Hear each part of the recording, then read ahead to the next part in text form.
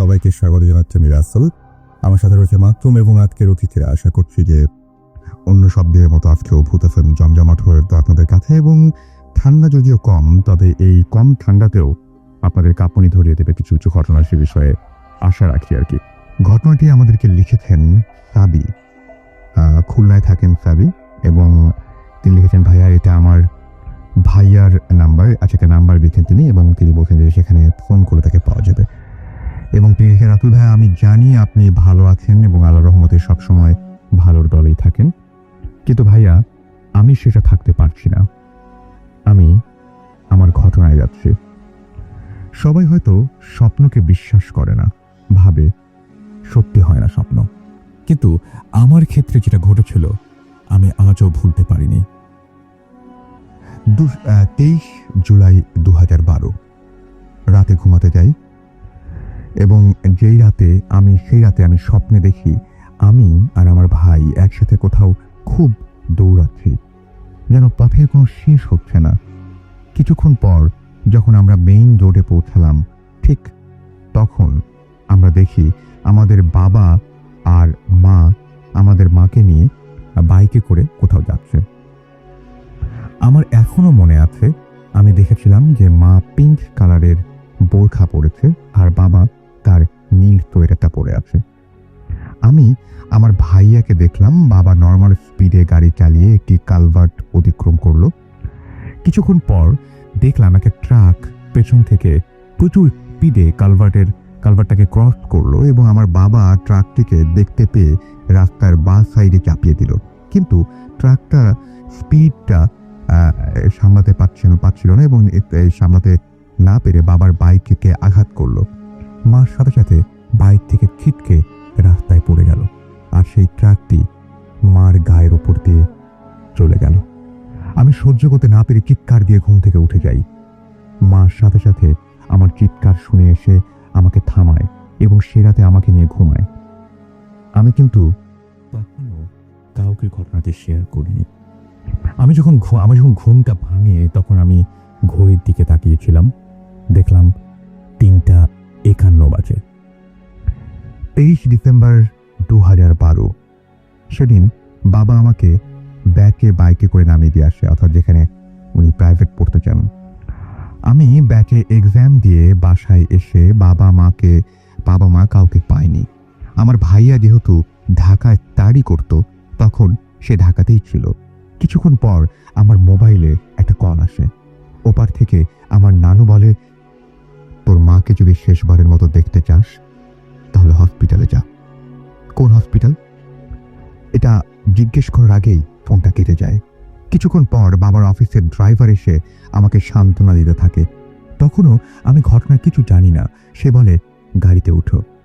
আমি তখন তার কথা মতো গাড়িতে উঠে বসি। সে আমাকে নিয়ে সদর হসপিটালে যায়। আমি সেখানে গিয়ে দেখি আমার বাবা বসে আছে আর কাঁদছে। আমি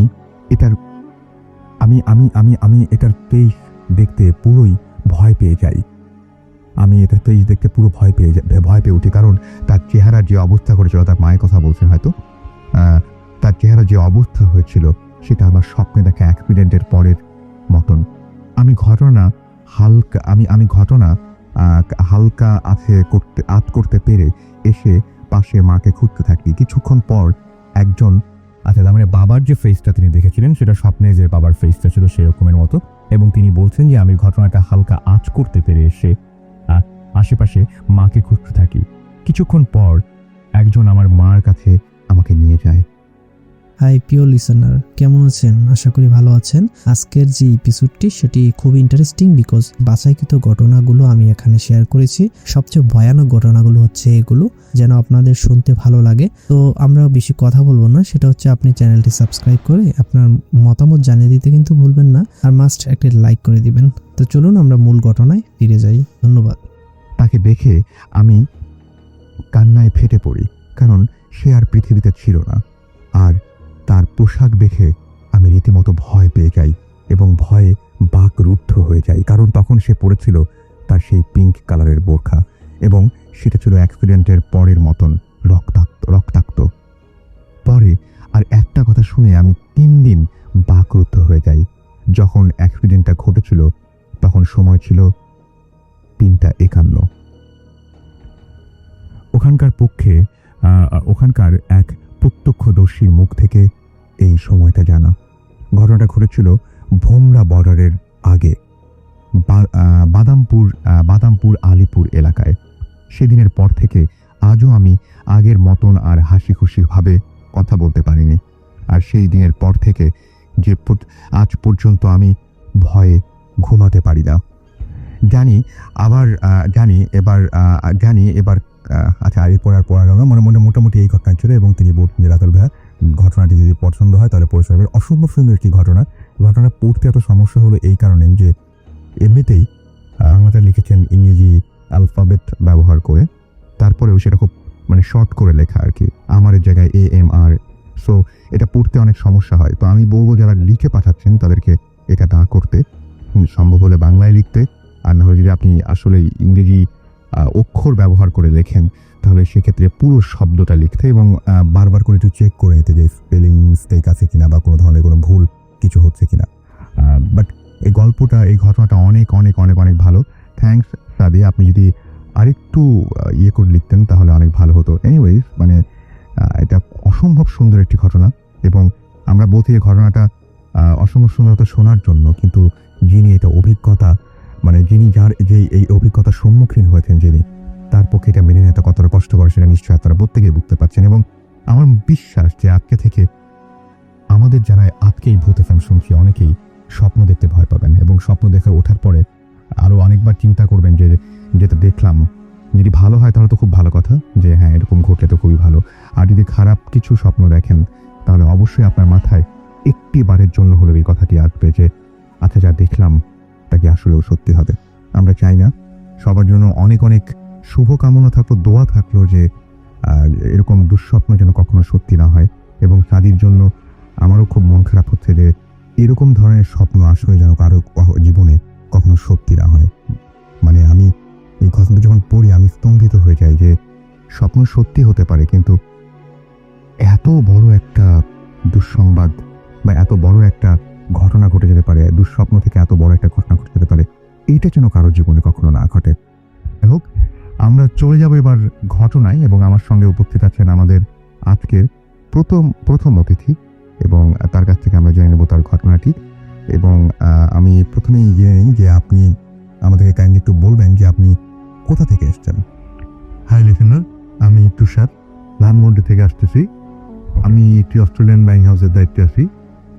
তো রাসেল ভাই, প্রথমেই আমি আপনাকে যেমনটা বলছিলাম যে প্রায় 1 বছর ধরেই ভৌতিস্তের কাছ থেকে অনুপ্রাণিত হয়ে আমরা 3 বন্ধু, তুষার, টলিন এবং নাজমুল, তুষারের প্রথম অক্ষর টি, নাজমুলের প্রথম অক্ষর এন এবং টলিনের প্রথম অক্ষর TNT দিয়ে আমরা একটা গ্রুপ খুলি, ভৌতিস্ট হওয়ার উদ্দেশ্যে এই গ্রুপটা খুলি।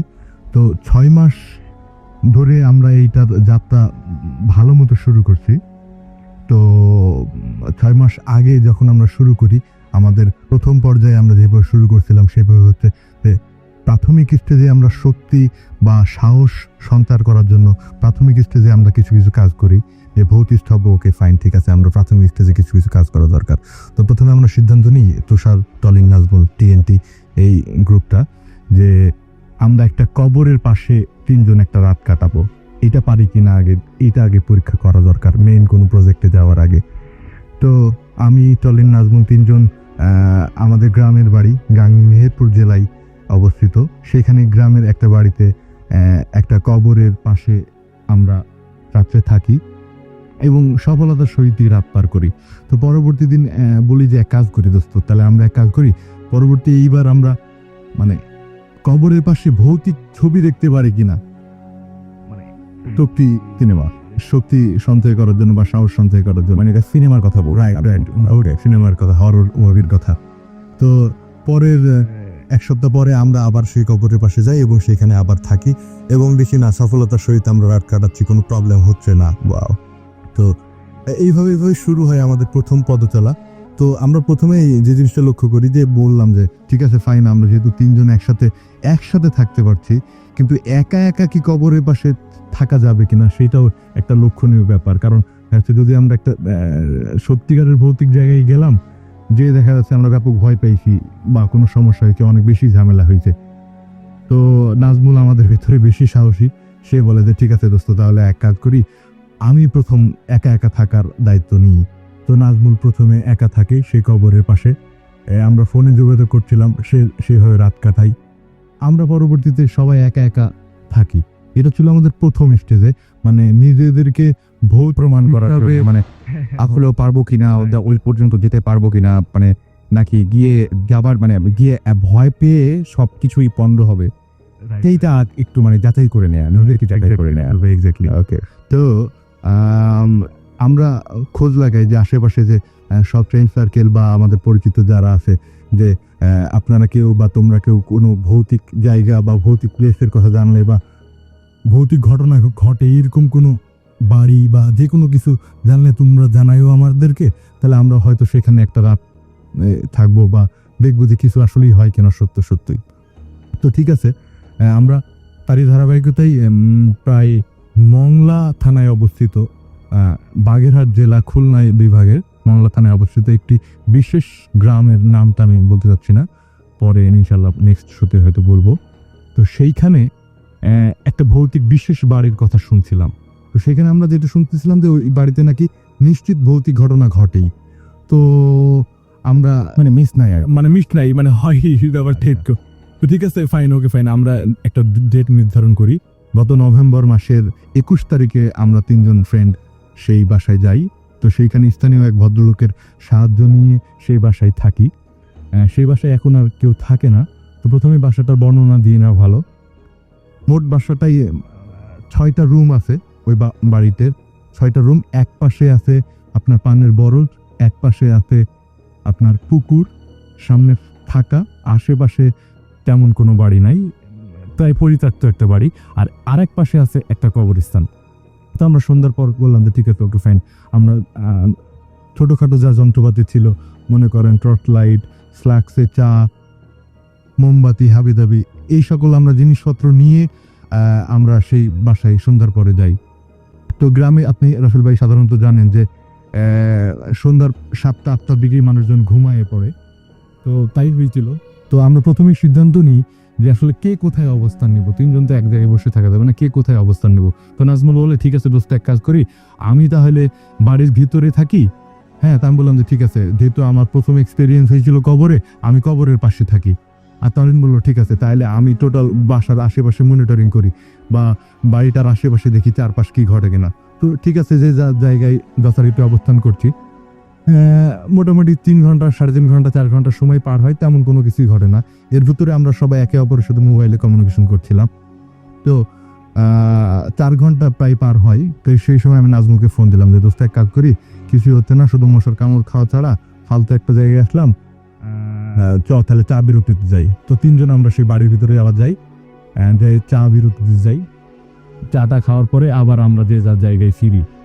তো এভাবে অনেকক্ষণ আবার সময় পার হয়। পার হওয়ার পর ঠিক 1:42 টলিন আমাকে ফোন দেয় উত্তেজিত কণ্ঠে, কই আছিস তুই? তা আমি বললাম যে আমি তো আমার জায়গাতে আছি, কবরের পাশে আছি। বলতে তাড়াতাড়ি পুকুরের পাড়ে আয়। কি হয়েছে? বলতে তাড়াতাড়ি আয় নাজমুলকে সাথে নিয়ে। তো আমি নাজমুলকে ফোন দিলাম যে দোস্ত তাড়াতাড়ি আই পুকুরের পাড়ে। এই টলিন আমার ফোন দিচ্ছে এক্ষুনি। তো যাই পুকুরের পাড়ে দৌড়াতে। তো সেখানে যাই, বলি যে কিরে কি হয়েছে? তো সে হাসতে হাসতে বলে পাইছি। তো আমি কি পাইছিস তো বলবি তো? তো সে দেখ পাইছি। তো হাতে সে উঠাই দেখি যে 2 জন মিলে আমি আর নাজমুল, যে ছোট্ট একটা পুটলি হাতে একটা আছে, প্রায় আপনার ধুলা ময়লা লাগা অবস্থায় একটা পুটলি আছে। তো আমারে বলে যে দেখি সেটাই একটা ব্যাপক জিনিস। আমি ব্যাপক জিনিস তো কি আছে বল? তো আমি কেমন বলবো? পাইলি কই?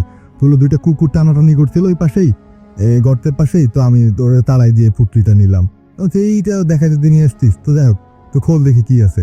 তো প্রথমে যেটা খুললাম, খোলার পরে যেটা আমরা দেখলাম সেটা হচ্ছে যে একটা পুতুল, বোঝা যাচ্ছে বাচ্চা আকৃতির, ফেসটা বাচ্চা আকৃতির একটা পুতুল। তো সেই পুতুলের গায়ে উল্টা করে আরবি শব্দ লেখা আছে এবং সেই পুতুলের 4 কোনায় 4টা সুত, মোটা সুত গাঁথা আছে। গেল এই পুটলিতে এটা ছিল। আর সাথে ছিল হচ্ছে আপনার কিছু চুল ছিল, আর কিছু কাগজ ছিল আর ছোট ছোট কিছু ফল ছিল। তো এই কাগজে উল্টা করে আরবি শব্দ ছিল। সেটা বুঝতে অসুবিধা হইলো না যে এইটা ব্ল্যাক ম্যাজিকের কোনো তো এই পাইছিস, তো ঠিক আছে, ভালো কথা। তো আমরা আবার যে যার জায়গায় ফিরি। তো আমি ফিরতেছিলাম, হাতে টর্চ লাইট ছিল। তো ফিরতে ফিরতে ফিরতে হঠাৎ যেই ফিরছি লাইট মারতে মারতে আমার লাইট পড়ে হচ্ছে কবরের পাশে। তো কবরের পাশে লাইট পড়তেই যে জিনিসটা দেখি সেটা হচ্ছে আপনার লাশ বহন করা খাটলা বা খাটিয়া, যেটা বলা হয় না কেন, খাটিয়া লাশ বহন করা, যেটা কিছুক্ষণ আগেও ছিল না আমি যখন টলেনের কাছে যাই। তো আমি জাস্ট লাইট অন আছে, আমি সেই মুহূর্তে কি করব বুঝতে পারছি না যে কি হইলো না কি হলো। এবং স্পষ্ট আমি দেখতে পাচ্ছি আলোতে খাটিয়ার ভিতরে একটা লাশ, বা লাশ ছিল কিনা জানি না, একটা কাপড় দিয়ে এরা জড়ানো একটা লাশই হয়তো ছিল। তো সেই লাশটা শুয়ে আছে। তো সেই সময় আমার কি করব বা কি করা উচিত আমি ঠিক বুঝতে পারছি না। কাপড়টা কিরকম ছিল? কাপড়টা ছিল কালো কাপড় দিয়ে। সাধারণত এতদিন শুনছি ভূতের গল্পে বা বিভিন্ন জায়গায় সাদা কাপড় দিয়ে থাকে নাকি। তো just দেখলাম যে যেহেতু লাইটের আলো পড়ছে, কালো কাপড় দিয়ে সেইটা দেহ পেঁচানো। রাইট এক্স্যাক্টলি, দেহ পেঁচানো আছে। তো জাস্ট মুহূর্তের মধ্যে ঘটনা ঘটলো, 2-3 সেকেন্ড বা 5 সেকেন্ড হতে পারে সর্বোচ্চ। আমি যেটা দেখলাম, আমি তখন কি করব বা কি করা উচিত, এত মানে পূর্ব প্রস্তুতি নিয়েছি, এই হব সেই হব হ্যান হব ত্যান হব, কিন্তু সামনাসামনি এরকম দেখবো কখনোই ভাবতে পারিনি। তো জাস্ট দেখলাম যে সেই দেহ যেই পেতানো বডিটা ছিল, সেই বডিটা আস্তে আস্তে উঠে বসতেছে। তো এমন সময় আসলে আমার কি করা উচিত বা কি করব বুঝতে পারছিলাম না। তো আমি জাস্ট দৌড় দিই ভিতরে। আমার আর সাহসে সেইটা দেখার সুযোগ মানে সাহস হয়নি। আমি দৌড় দিয়ে বাড়ির ভিতরে ঢুকে যাই নাজমুলের কাছে। হাঁপাতে হাঁপাতে নাজমুলকে বলি যে, নাজমুল দোস্ত, আমার ঝামেলা হয়েছে, সত্যিই বাড়িতে কিছু আছে। আমরা ফাইজলামো করতে করতে হয়তো বউট্রিস্ট হব বলে চলে আসছি বা কিছু একটা হয়েছে ফাইজলামো করার জন্য, কিন্তু সত্যি এই বাড়িতে কিছু আছে, এখানে আর থাকা ঠিক হবে না। তো নাজমুল বলল, থাম থাম, কি হয়েছে কি হয়েছে? বলতে আমি যে, টলেনকে তাড়াতাড়ি ডাক তুই। তো সে টলেনকে ফোনে ডাকে। টলেনকে বলে, টলেন আসার পর বলে, কি হয়েছে তুই বল। আমি বললাম, দোস্ত এই ব্যাপার। তাড়াতাড়ি চল, তাহলে আমরা আবার সে পারিবারিক কবরস্থানের পাশে যাই। তো সেখানে আমরা আবার যাই 3 জন মিলে একসাথে। কিন্তু অদ্ভুত ব্যাপার হলো সত্য যে সেখানে আমরা আর কোনো কিছু দেখি না। কিন্তু সবচেয়ে মজার যে জিনিসটা রাসেল ভাই আমাদের 3 জনের চোখে পড়ছে, এবং আমরা পরে সেটার ছবিও তুলে আনছি, সেটা হচ্ছে একটা খাটিয়া রাখলে 4 কোনায় যে 4 পায়ের ছাপ পড়বে, সেই ছাপ কিন্তু সেই কবরের পাশে আমি যে জায়গায় খাটিয়াটা দেখছিলাম সেই জায়গায় ছিল। তো তারপরে 3 জন মিলে 3 ফ্রেন্ড আমরা সেইখানে অবস্থান করি, সারা রাত ছিলাম, সেখানে কিছু হয়নি। পরবর্তীতে আমরা ঢাকায় ফিরি। ঘটনা কিন্তু এখানে শেষ না রাসেল ভাই। পরবর্তীতে আমরা ঢাকায় ফিরি, 23 তারিখে আমরা ঢাকায় ফিরি। তো ঢাকায় ফিরার পর নাজমুলের প্রচন্ড জ্বর আসে। এতদিন শুনতাম যে আসলে ভয় পাই তারই নাকি জ্বর আসে। ব্যাপারটা মনে হয় সবসময় ঠিক হবে তা না। তো নাজমুলের প্রচন্ড জ্বর আসে, সে 1 সপ্তাহ মতো জ্বরে থাকে।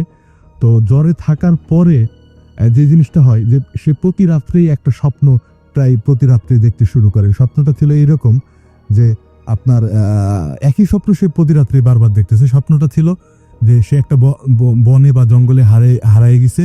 তো সেই সময় 8-10 বছরের একটা বালক বা ছোট বাচ্চা আসে বলতেছে যে, কি ব্যাপার, তুমি কি হারায় গেছো পথ? তুমি কি আমাকে চেনো? আমার নাম রাকিব, তুমি আমাকে যেখান থেকে নিয়ে আসছো সেখানে কিন্তু ফিরে আসো। তো এর মধ্যে বলেনি রাসেল ভাই যে পুটলিটা আমরা সাথে করে নিয়ে আসি, সেটা নাজমুলের কাছেই ছিল। তো এরকম স্বপ্ন নাজমুল প্রায় প্রতি রাতেই দেখছে। এবং সে যখন প্রথম দিন স্বপ্ন দেখে সেদিন আমাদেরকে জানাই, বলে দোস্ত এরকম এরকম স্বপ্ন দেখছি। একটু বলতে চাই, মাইকে বলতে হবে দিয়ে।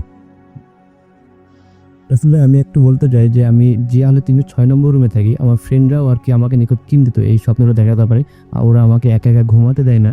আমি ওকেও তো আপনি ভয় পাচ্ছেন এবং সেজন্য আমার ফ্রেন্ডরা আমাকে খুব কেয়ার করে আর কি। আমার যা হলে যেসব 306 নম্বর রুমের ফ্রেন্ডগুলো আছে সবাই আমার এই ব্যাপারটা নিয়ে খুব কেয়ার করে আমাকে। ওকে, তো যেমনটা রাসেল ভাই বলছিলাম, তো সে প্রথম দিন ফোন দেয়, প্রথম যখন স্বপ্নটা দেখার পরে ফোন দেওয়ার পরে বলে, দোস্ত এই ঘটনা ঘটছে। আমি তোর দোস্ত এমনি তুই ফাইজলাম করছিস, তুই মাঝে মাঝে ফাইজলাম করিস, ব্যাপারটা কি এরকম কিনা? তো না দোস্ত সিরিয়াসলি। তো বলছি যে ঠিক আছে, তো শুধু তো আরেকটা নোটিশ করা এরকম একটা ব্যাপার হচ্ছে, আমি যখন ঘুম ভাঙে তখন বাজে কিন্তু 2:42। হ্যাঁ, তো তারপরে আমি বললাম যে ঠিক আছে, তাহলে এক কাজ করি দোস্ত, তাহলে আমরা তিনজন মিলে একসাথে থাকি, তুই দেখ এই স্বপ্নটা আবার দেখিস কিনা। এভাবে কয়েকটা রাত আমরা একসাথে কাটাই, কিন্তু নাজমুল এরকম কোনো স্বপ্ন দেখে না।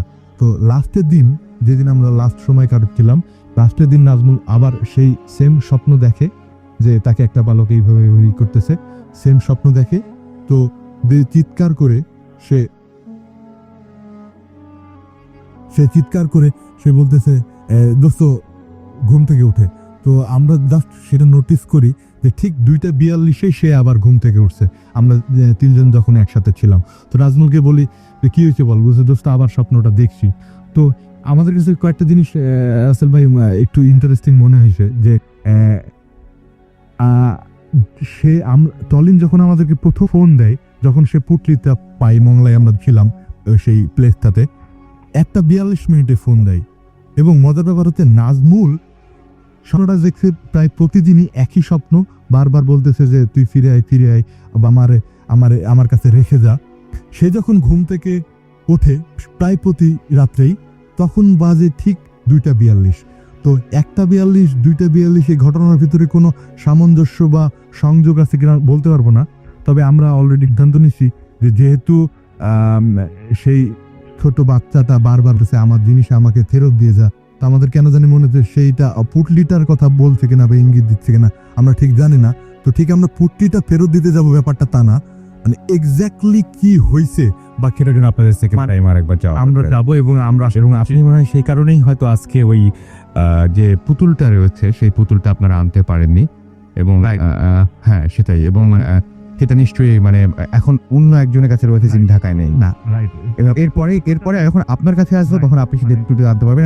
আমরা চেষ্টা করবো যেটা হচ্ছে ছবি তুলে ফেসবুকে আমাদের যে ফ্যান পেজ রয়েছে সেখানে এই পুতুলটার একটা ছবি দিয়ে দিতে, তাহলে আপনারা সবাই দেখতে পারবেন এবং আপনারা সেখানে আপনাদের মূল্যবান মতামত, কমেন্ট যাই বলুন না কেন সেগুলো দিতে পারবেন। আরেকটা বিষয় রাসেল ভাই আমি একটু বলতে চাই, সেটা হচ্ছে যে পুতুলটা যেহেতু নাজমুলের কাছে ছিল, স্বপ্ন কিন্তু সে দেখতেছিল, সেটা পরীক্ষা করার জন্যই যে আসলে পুতুলটা যার কাছে আছে স্বপ্নটা কি সেই দেখছে কিনা, সেটার জন্য আমাদের আরেক ফ্রেন্ড আসতে পারেনি, সে ঢাকার বাইরে আছে টলিন, তার কাছে বর্তমানে পুতুলটা রাখা আছে। দেখেন যদি কেউ দেখেন তাহলে আমরা একটা কাজ করতে পারি, পুতুলটা কিছুদিন আমাদের এখানে রাখতে পারি, যে কেউ যদি ট্রাই করতে দেয় তাহলে হয়তো সেরকম একটা করা যাইতে হয়। এরকম এখন পর্যন্ত কিছু দেখে নাই, হয়তো আশা করি দেখা যাক কি হয়। হ্যাঁ, আপনারা যদি মানে এরকম মানে নাম, ঠিকানা এবং সবকিছু আপনার সবকিছু সহ আপনি তার সাথে কন্ট্যাক্ট করে পুতুল কিন্তু বাসায় নিয়ে গিয়ে টেস্ট করে দেখতে পারেন যে আপনার জীবনেও এরকম ভয়াবহ কিছু ঘটে কিনা। যাই হোক, হাই প্রিয় লিসেনার, কেমন আছেন? আশা করি ভালো আছেন। আজকের যে এপিসোডটি সেটি খুব ইন্টারেস্টিং বিকজ বাছাইকৃত ঘটনাগুলো আমি এখানে শেয়ার করেছি।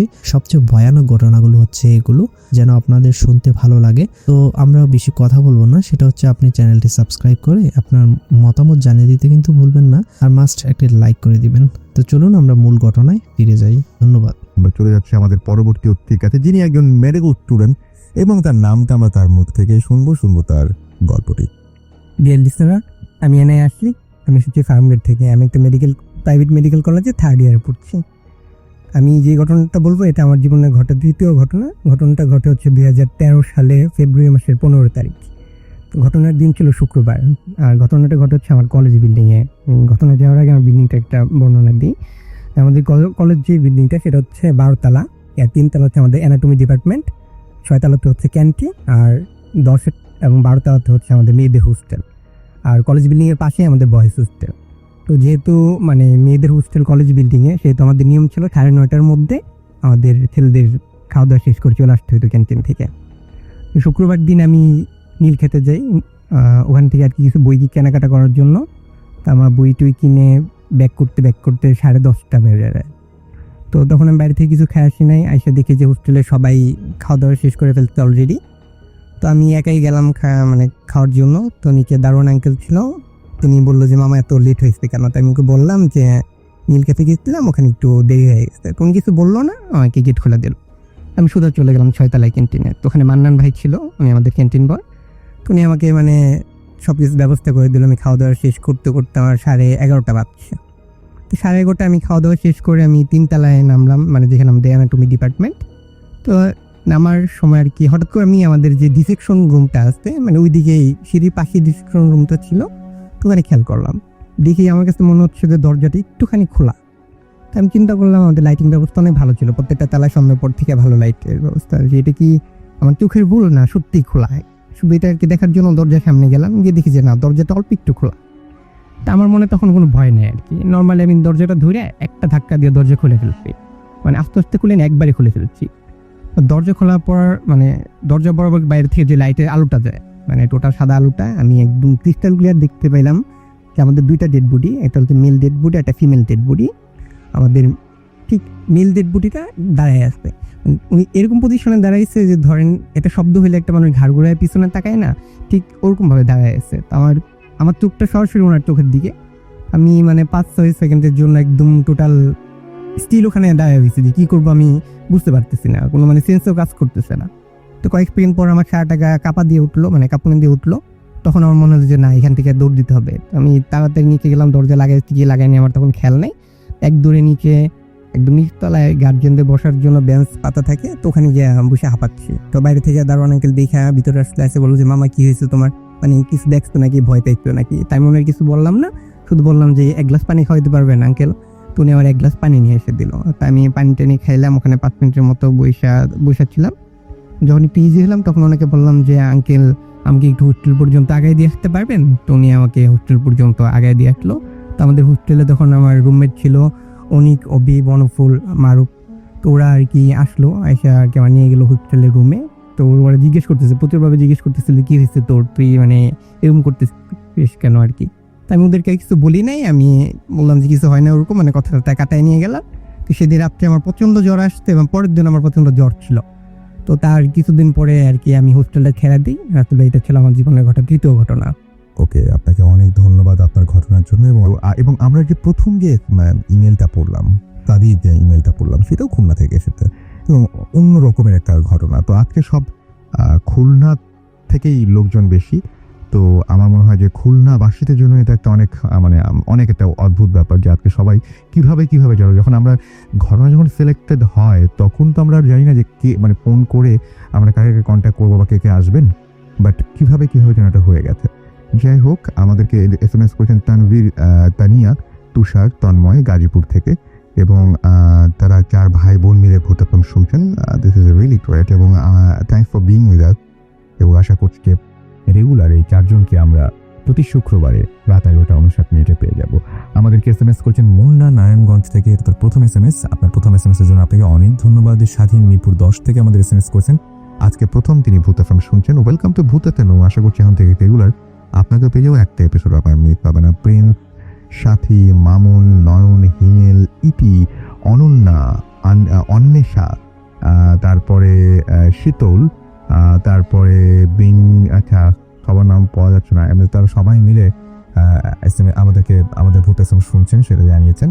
এছাড়া আমাদেরকে SMS করেছেন, দেখতে পাচ্ছি নিহাল, এবং আমাদেরকে এছাড়াও SMS করেছেন এটা হচ্ছে রাহুল, এবং তিনি বলছেন স্টোরিটা ভালো লেগেছে। ফারুক আমাদের SMS করেছেন, এবং তিনি বলছেন যখন আপনাদের অনেক ঘটনা রাতে একা শুনি তখন আমার মনে ভীষণ ভয় লাগে। এই ভয়কে মনের ভেতর লুকিয়ে রেখে আমি আপনাদের ঘটনাগুলো শুনি, বা এরকম কিছুটা লিখতে চেয়েছেন। পরেরটুকু আর আসেনি। শুনছেন সবসময় রেডিও ফুর্তি, ঘড়িতে সময় রাত 12:46। আমি রাফেল আছি, সাথে আমাদের সাথে রয়েছেন আজকের অতিথিরা। আপনারাও সবাই আছেন এবং আপনারা SMS এর মাধ্যমে সেটা জানিয়ে দিচ্ছেন আপনাদের উপস্থিতি। এবং আমি আপনার পড়ছি আমার কিছু SMS, এবং আমি এখন যেটা করবো সেটা হচ্ছে SMS আবারও পড়বো। তার আগে আমরা চলে যাবো আমাদের প্রথম অতিথির কাছে, এবং তার কাছে আমরা তার দ্বিতীয় ঘটনাটি শুনবো, এবং আপনাকে অনুরোধ করবো আরও একবার আপনার নামটা জানিয়ে আপনার ঘটনা শেয়ার করার। ধন্যবাদ রাসেল ভাই। আমি তুষার, TNT আমাদের টিমের নাম। আসলে রাসেল ভাই ব্যাপারটা হচ্ছে এরকম যে মানে ভূতের কি আছে, বা ভূত মাথায় চাপছে এমনটা, মানে আমি যেটা বলতে চাচ্ছি, ভূত না দেখে মানে আমাদের দম নাই, ব্যাপারটা হচ্ছে এরকম। মানে ভৌতিক আমাদের কাজ করতেই হবে। মানে ভৌতিষ্ঠের কাছ থেকে আমরা এমন পরিমাণে অনুপ্রাণিত হয়েছি, আমি ঠিক বলে বোঝাতে পারবো না কি পরিমাণ। তো ভূত যেহেতু মাথায় চাপতে, তো তারা এই ধারাবাহিকতায় আমরা একটু বলিনি রাসেল ভাই যে আমরা কিছু প্রোগ্রাম রাখছি।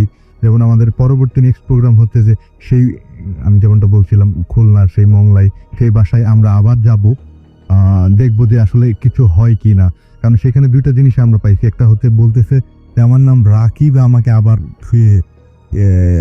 আমার নামে শুনলাম আমরা এখন যেটা হবে যে আপনার আরেকটা ঘটনা শুনতে চাই। হ্যাঁ, তো রাসেল ভাই আমি দ্বিতীয় ঘটনায় আমি চলে যাই। সেটা হচ্ছে এই ঘটনার কাছাকাছি একটা ঘটনা আমার সাথেই ঘটে যাওয়া। আমি জানি না এই খাতিয়া এবং লাশের সাথে আমার কোনো সংযুক্ত আছে কিনা। প্রায় 1.5 বছর আগেকার ঘটনা।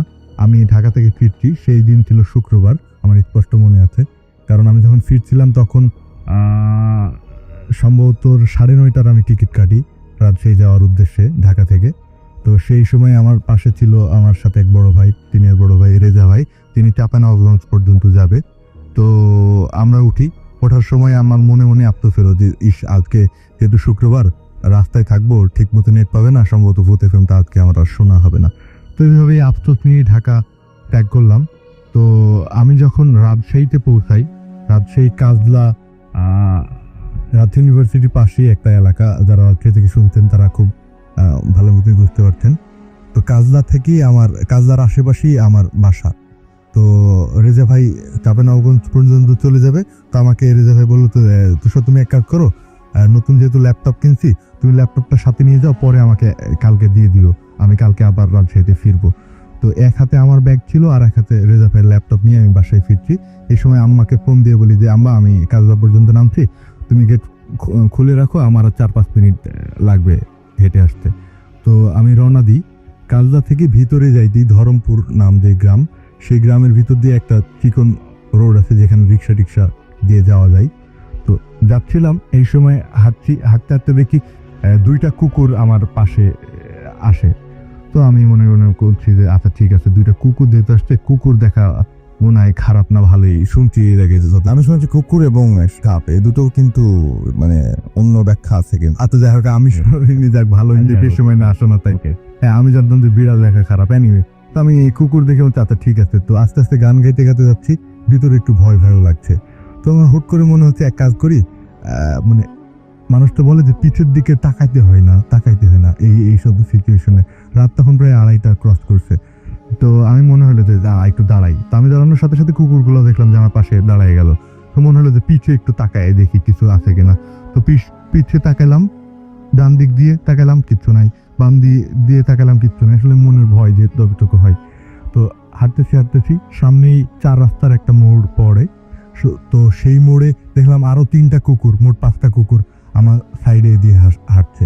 তো একটু মনে হলো যে কি ব্যাপার, এত কুকুর একসাথে কেন? তো মনে হচ্ছে রাত হইতেই পারে। তো আমি যেতে আমি থামছি ইচ্ছা করে, দেখছি কুকুরগুলো আমার সাথে সাথে থামছে। আমি আবার হাঁটতেছি, কুকুরগুলো আমার সাথে সাথে হাঁটতেছে। আমার বাড়ি আর একটু কাছেই। তো আমার বাড়ি যেতে হলে আর একটা গলি ক্রস করা লাগে। সেই গলির সামনে একটা মসজিদ এবং মসজিদের পাশেই ছোট্ট আরেকটা পারিবারিক কবরস্থান, সেখানে 2-3টা কবর দেওয়া হয়েছে। তার একটু সামনেই আমার বাড়ি। তো ভালো কথা, সেই মোড়ে আসছি, নেক্সট লাস্ট যে ব্যাগটা নিব সেই মোড়ে। তো সেখানে দেখলাম আরো 2টা কুকুর, মোট দেখছি 7টা কুকুর। তখন আমার একটু ভয় শুরু হয়েছে, কি ব্যাপার এত কুকুর আমার সাথে কেন? এমনি কুকুর আমি এমনিতেই ভয় পাই। তো নেক্সট যে গলিতে গেছি, গলিতে যাওয়ার পর মসজিদের পাশেই একটা লাইট পোস্ট ছিল। লাইট পোস্টে থেকে ওই কবরস্থানটা দেখা যায়। তো যে ঢুকতে যাব সেই সময় আমি দেখলাম দূর থেকে আবার সেই আমি বললাম তো আমি একটু আগে যে আমি জানি না যে খাটিয়াই কেন আমি লাইফে দেখতেছি, গত 2 বার আমি খাটিয়া দেখছি। আবার দেখছি যে মসজিদের পাশেই, কবরস্থানের পাশেই সেই খাটিয়াটা রাখা। হ্যাঁ, তো লাইটে আবছা আবছা দেখা যাচ্ছে, যেহেতু লাইট থেকে একটু দূরে ছিল। তো আমার মনে হলো যে হয়তো রাত্রে কেউ মারা গেছে, সেই জন্য মসজিদের পাশেই খাটিয়াটা থুইছে, হয়তো মাটি টাটি দিবে এরকম কিছু। তো আমি একটু আগাই দিকে যাব, সেই সময় 2টা কুকুর আমাকে ক্রস করে সেই খাটিয়ার দিকে একটু দ্রুত গতিতে এগিয়ে গেল। যাওয়ার পর 2টা কুকুর একটু শব্দ করতে করতে, ঘর ঘর ঘর ঘর শব্দ করতে করতে এগিয়ে যাচ্ছে। তো আমি দেখলাম যে খাটিয়ার ভিতরে কিছু একটা আছে, মানে আমি লক্ষ্য করতেছি খাটিয়ার ভিতরে কিছু একটা আছে। তো জাস্ট আবার সেই যেমনটা খুলনায় দেখছিলাম যে ওইরকমই খাটিয়া থেকে জাস্ট একটা লাশ পেঁচানো একটা কিছু সেই উঠে বসতেছে এবং আস্তে আস্তে আস্তে মুভ করছে। পাশে ছিল ড্রেন, হাতে আমার 2 ব্যাগ। আমি মানে বুঝছিলাম না যে এই মুহূর্তে আমার কি করা উচিত। আর 1 মিনিট পথ না আমার বাসা, যেখানে আমার আম্মা ওয়েট করতেছে, আমি যেহেতু ফোন দিয়ে দিছি অলরেডি। তো যাই হোক, দেখলাম আস্তে আস্তে আস্তে আস্তে আস্তে সেই খাটিয়াটা এবং সেই লাশটা, ঠিক বলবো না যে হেঁটেও গেল, ঠিক বলবো না যে উড়েও গেল, জাস্ট হেডটাই আর উড়ার মাঝে যেই গতিটা থাকে সেই গতিতে আস্তে আস্তে আস্তে আস্তে সেই ইজ দিকে মিলাই গেল। কুকুর যেহেতু খাটিয়ার সামনে যখন গেল তখন দেখলাম যে সেই আপনার কি বলে কবরস্থানের ভিতরে ঢুকে গেল, মানে একদম খাটিয়া সহ লাশটা ঢুকে গেল। রাইট। তারপরে যে ঘটনা ঘটলো ভেসে ভেসে যাচ্ছিল এরকম না একটা। ভেসে ভেসে ঠিক না, মানে আস্তে আস্তে স্লো মোশনে যাচ্ছিল। আচ্ছা হ্যাঁ, তো জাস্ট কয়েক সেকেন্ডের ভিতরে ঘটনাটা ঘটছে এরকম। তো আমি এখন মানে আমি বুঝতেছিলাম না যে কি করব বা কি করা উচিত। তো জাস্ট যেহেতু আমার আরেকটু আমার বাড়ির দূরত্ব, তো আমি জাস্ট ওইদিকে না তাকানোর চেষ্টা করে আমি আমার বাড়ির দিকে যাওয়ার চেষ্টা করলাম, কিন্তু বারবারই ওইদিকে চোখ যাচ্ছিল। তো আমি বাড়িতে জাস্ট ক্রস করি, তো সেই সময় আমার তার সাথে তখনও 2টা কুকুর ছিল, বাদ বাকি কুকুরগুলো সেই কবরস্থানের সাথে থেকে গেছে। তো আম্মা দেখছি গেট খুলে শাটার খুলে দাঁড়ানো আছে। তো আম্মা বলছে ঠিক আছে আসছিস, আয় ভিতরে ঢোক তাড়াতাড়ি। তো আম্মার চোখ দেখে আমি বুঝলাম যে আম্মা আমার পিছে কিছু একটা দেখছে। মানে আপনার যদি সামনে দাঁড়ায় থাকি, আপনি যদি পিছে কিছু দেখেন, সামনে যে চোখ চলে গেলে মানে পিছে কিছু দেখছে, আম্মার চোখ দেখি সেটা আমি বুঝছি, কি দেখছে সেটা আমি বুঝিনি। তো আম্মা বললো তাড়াতাড়ি ভিতরে ঢোক। তো আম্মা সহ ঢুকে গেলাম। তো পরদিন আম্মা বলতেছে, আমি আমাকে বলছি সকালে নাস্তার সময় যে আম্মা কি ব্যাপার, কালকে রাত্রে কি হয়েছে। আম্মাকে আমি আগে আমার প্রথম কথাটা বলিনি যে দেখি, কারণ আমি রাত্রে যখন শুইলাম তখন মনে হলো যে নিশ্চিত আজকে ভূত এফএম শোনার কথা ছিল, শুনিনি। আমি এটা নিয়ে জল্পনা করছি, আমার হ্যালুসিনেশন হয়েছে, তাই আমি ব্যাপারটাকে এড়াই গেছি, রাত্রে ওইটা বলেই ঘুমানোর চেষ্টা করছি।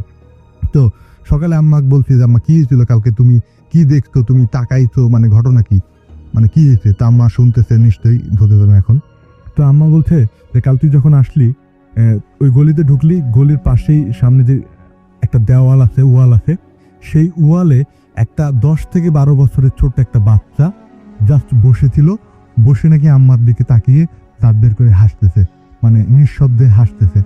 হ্যাঁ, তো আম্মা বলতেছে আমি এটা দেখছি। তখন আমি আম্মাকে বললাম আম্মা আমি তো এগুলো দেখছি, এই ঘটনা। তো এই ছিল রাসেল ভাই আমার দ্বিতীয় স্টোরি। আপনাকে অনেক ধন্যবাদ আপনার দ্বিতীয় ঘটনার জন্য। আমরা একটু পরেই ফিরে আসবো আবার আপনাদের কাছে। আপাতত আবারও চলে যাই ঘটনায়, এবং আমাদের সাথে উপস্থিত আছেন আমার যে দ্বিতীয় অতিথি, যিনি দ্বিতীয় অতিথি হিসেবে ঘটনা শেয়ার করেছেন আপনার সাথে, তার দ্বিতীয় ঘটনাটি শুনে আসবো। প্লিজ আপনি আরেকবার আপনার নামটা বলবেন এবং তারপরে শুনবো আপনার ঘটনাটি। ডিয়ার লিসনার, আমি এনআই আশিক বলছি। আমি এখন যেই ঘটনাটা বলবো এটা হচ্ছে আমার জীবনে ঘটা 4র্থ ঘটনা, এবং এটা হচ্ছে রিসেন্টলি ঘটছে, মানে যে জানুয়ারি মাসের 3 তারিখে ঘটনা যেদিন ঘটে, ঘটনার দিন ছিল হচ্ছে শুক্রবার। তা আমি দীর্ঘ 3 মাস মানে বাড়িতে যাই না, 3 মাস পর সেদিন শুক্রবার বাড়িতে গিয়েছি। তো যাইতে সন্ধ্যা হয়ে গেছে, সন্ধ্যা 7:30 বাজছে। এর মধ্যে গত অক্টোবরে হচ্ছে আমি আমার মোবাইলটা হারিয়ে ফেলছি। তো মানে গত 2 মাস যাবৎ কারোর সাথে কোনো কানেকশন ছিল না, বাড়িতেও না, ইভেন ঢাকাতেও আমার কারোর সাথে কোনো কানেকশন ছিল না। তো আমি 7:30 বাজে বাড়িতে গেছি। আর আমার বাড়িতে শুধু বাবা থাকে, মানে আম্মু চাকরি করে হচ্ছে নারায়ণগঞ্জে, আর আমরা ভাই বোন ঢাকাতে আসছি। আমার এক ভাই নাহিদ, ও হচ্ছে চট্টগ্রাম ভার্সিটিতে পড়ে। তো মূলত বাড়িতে বাবাই থাকে। তো আমি যেদিন বাড়িতে গেছি সেদিন বাবা বাসায় ছিল না, কারণ রবিবারে গিয়েছিল, নির্বাচন ছিল, ওনার প্রিজাইডিং অফিসারের দায়িত্ব পড়ছে। তো উনি শুক্রবারে চলে গেছে আগে যাতে কোনো সমস্যা না হয়। তো বাড়িতে গিয়েছি, গিয়ে দেখি যে পুরো বাড়িতে কারেন্ট আসছে, মানে আমার রুমে শুধু লাইট নাই। আমার রুমে হচ্ছে টিউব লাইট ছিল, সেটা ফিউজ হয়ে গেছে। আর অনেক দিন যাবত বাড়িতে যাই না বিধায় মানে লাইটটা ঠিক করানো হয় নাই। তো রাত্রে আমি লাইটটা ঠিক করে নিই, আপু আমাকে, মানে আমার এক আপু ছিল, উনি আর কি আমাদের রান্নাবান্না একটু হেল্প করতো। তো উনি 3টা মোমের ব্যবস্থা করে দিয়ে গেল, এবং ভাতটা রান্না করে হটপটে সব কিছু রাইখা মানে সব ব্যবস্থা করে দিয়ে গেছে। তা আমাদের বাড়ির বর্ণনাটা দিয়ে, আমার বাড়িটা হচ্ছে গ্রামের একবারে কর্নারে, বাউন্ডারি করা বাড়ির সামনে একটা গেট এবং ডান সাইডে একটা গেট। 2টা গেট যদি আমি লক করে দিই, মানে টোটাল গ্রামের সাথে মোটামুটি কানেকশন লক। আর গ্রামের মানে আমাদের বাড়ির বাস সাইডটা হচ্ছে ফাঁকা মাঠ, আর ওই দিক একটু জঙ্গল টাইপের আর কি। তো আমি 8:30টার দিকে ফ্রেশ হয়ে খাইতে বসছি। তো যখন মানে খাওয়া শুরু করছি, আর একটু পরে দেখলাম যে দরজায় নক করতেছে। তা আমি জিজ্ঞেস করলাম কে, তা আমাকে বললো যে দাদা ভাই আমি মোবারক। আর বলে রাখি যে মোবারক হচ্ছে আমার চাচাতো ভাই। আমি আসলে গ্রামে গেলে ওর সাথে বেশিরভাগ সময় কাটাই। ও এমনিতে 6 ফুট 3 ইঞ্চির মতো হাইট, লম্বায়। তো দরজা খুলে দেখলাম যে ও আসলো, মানে ও প্রায় দরজাতে থেকে যাবে এরকম। এমনিতে লম্বা, আমার কাছে ওই দিন একটু আরো বেশি লম্বা মনে হচ্ছিল। তো ভিতরে ঢোকার পরে ওর সাথে যে ফাত্তামা কথাটা ছিল এরকম, কি রে তুই তো আগের চেয়ে বেশি লম্বা হয়ে গেছিস, এখন তো তোর সাথে হাঁটাই যাবে না, এই ধরনের কথা ছিল ওর সাথে আমার ফার্স্ট। তো আসলো, ঘরে একটা মোম জ্বলতেছিল, ও একদম সুপার যে দিকটাতে কমাল উপরে ঠিক ওই কর্নারে গিয়ে বসতে। তা আমার তখন এটা খেয়াল নাই যে আমি বাইরের গেটও লক করে দিয়ে আসছি, যে ঘরে যদি কেউ এই মুহূর্তে ঢুকে দেন আমার প্রথমে বাইরের গেটটা খুলতে হবে, দেন আমার দরজাটা খোলার পর কাউকে আর কি ঘরে আসতে হবে। তো ওই জিনিসটা আমার মাথায় কাজ করতেছে না। তাই আমি নর্মালি ওর সাথে কথা টথা বলতেছি, গত 2 মাস আমি ঢাকাতে কি করলাম এইগুলা, ওর খবর টবর নিলাম। ও বিদেশ যাওয়ার জন্য চেষ্টা করতেছিল, পাসপোর্ট একবার হারাই ফেলতে, ওই খবর টবর নিচ্ছি। তো প্রায় 9টা 9:30 পর্যন্ত ওর সাথে আর কি গল্প করছি। গল্প বলতে কি আমি কথা বলছি, ও টুকটাক হ্যাঁ হো আমার সাথে মিলাইছে এরকম। তো খুব টায়ার্ড লাগতেছিল, ওর বললাম যে এক কাজ করি, আজকে রাত যাবো না, ঘুমায় পড়ি, কালকে সকালে তোর সাথে কথা বলবো না। তো আমি গিয়ে ঘুমায় পড়লাম, ওর জন্য আলাদা ল্যাপ এবং বালিশের ব্যবস্থা করে রাখছি। তো আইসা দেখলাম যে শুইলো, মানে আমার একটু দূরে, ও আমার পাশে, আমি আলাদা কম্বলের মধ্যে প্যাকেটিং করা অবস্থায় শীত ছিল খুব, তো ওই দিকে আর কি শুইলো। তো মন তো নিবাই দিলাম, সেদিন রাত্রে ঘুমাইছে। তো সকাল 7টা বাজে আমার মোবাইলে ফোন আসছে, ফোন পাই আর কি ঘুম থেকে জাগলাম। তা আপু গেটের বাইরে ওয়েট করতেছিল, উনি ফোন দিয়ে বললো যে আমি গেটের এখানে আসছি, তুই একটু এসে গেটটা খুলে দে। তো আমি গিয়ে গেট খুলে দিছি, তারপরে গেট খুলে দিলাম, আপু আসলো, এসে রান্না বান্না করছে, আমি এসে আবার ঘুমাই পড়ছি। আমি 8:30টার দিকে আবার উঠছি, ওটার পর খাওয়া দাওয়া করলাম, মানে নাস্তা টাস্তা খেয়ে 10টার দিকে তো গ্রামে ভেবেছি যে অনেকদিন পর যেহেতু গেলাম, মানে সবার সাথে একটু দেখা করি। তো গ্রামে ঘুরতে ঘুরতে মানে সবার সাথে কথা বলতে বলতে ওই কাকির বাসায় গেলাম। তো কাকি গিয়ে ডাক দিলাম, তো জিজ্ঞেস করলাম কাকি কেমন আছেন, খবর তখন নিলাম। তো ওনাকে জিজ্ঞেস করলাম যে কাকি মোবারক কোথায়। তখন কাকি বলতেছে, ও তোমার তো বলা হয় নাই, তোমার আব্বা বলছে তোমার নাকি মোবাইল নিয়ে গেছে, ও তো গত মাসের 9 তারিখে এই সৌদি চলে গেছে। তখন আমার মানে ভয় লাগলো যে কালকে রাত্রে আমি তো বাইরের কোনো গেট খুলে দিই না, ইভেন সকালবেলা যদি ও যায় তাহলে তো গেটটা খুলে বের হওয়ার কথা। আপু এসে যেহেতু গেট লক পাইছে, ভিতর থেকে লক ছিল, মানে আমি এমন একজনের সাথে রাত কাটাইছি যে কিনা ওই মুহূর্তে সৌদি আরব আসছে আর কি। তারপর ওর সাথে মোবাইলে কথা টথা হয়েছে, মানে আমি ওই দিন তখন আর কি যখন কাকি বললো তখন প্রচন্ড ভয় পেয়েছি রাতের জিনিসগুলো চিন্তা করে, ও সেই দিন আমি ঢাকাতে ব্যাক করে আসি। এটা হচ্ছে আমার লাইফে 4র্থ ঘটনা আর কি।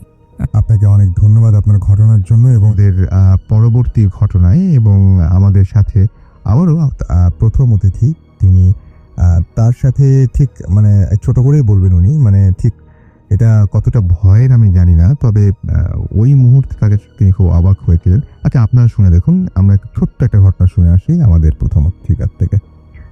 হ্যালো, আমি তুষার আবার। আসলে রাসেল ভাই এটা ভয় ছিল কিনা আমি নিজেও জানি না। তো আমি ফিরতেছি একদিন, আমরা 3 বন্ধু ফিরতেছিলাম কাটাখালী থেকে রাজশাহীতে।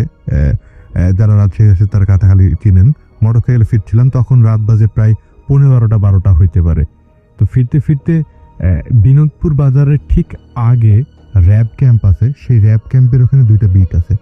তো আমি গাড়ি চালিয়ে আসতেছিলাম, এই সময় দেখি লাইটের আলোতে রাস্তার একটু পাশে, বিটের এক পাশে কিছু একটা পড়ে আছে, সম্ভবত কোনো মানুষ অ্যাক্সিডেন্ট করে বা কিছু একটা, এরকম দূর থেকে মনে হয় যে আমার কাছে যেটা। তো 3 জন ফ্রেন্ড ছিলাম, আমার সাথে ছিল নাদিম এবং ছিল ঢালি। তো আমি বাইক চালাচ্ছিলাম, তারা 2 জন পিছিয়ে বসেছিল। তো এমন সময় দেখার পর আমি থামি, সেইখানে থামার পর দেখি যে একটা মহিলা, বুড়া মতো এক মহিলা ওখানে জাস্ট শুয়ে আছে, বসে আছে, গুটায় আছে, এরকম একটা অবস্থায় আছে। তো সেই আমি বাইকের উপরে ছিলাম, আমরা 2 ফ্রেন্ড নামলো। নামার পরে জিজ্ঞাসা করলি আমরা যে কি ব্যাপার দাদি, কই যাবেন, কি হয়েছে, এখানে কেন, কি কিছু হয়েছে কিনা।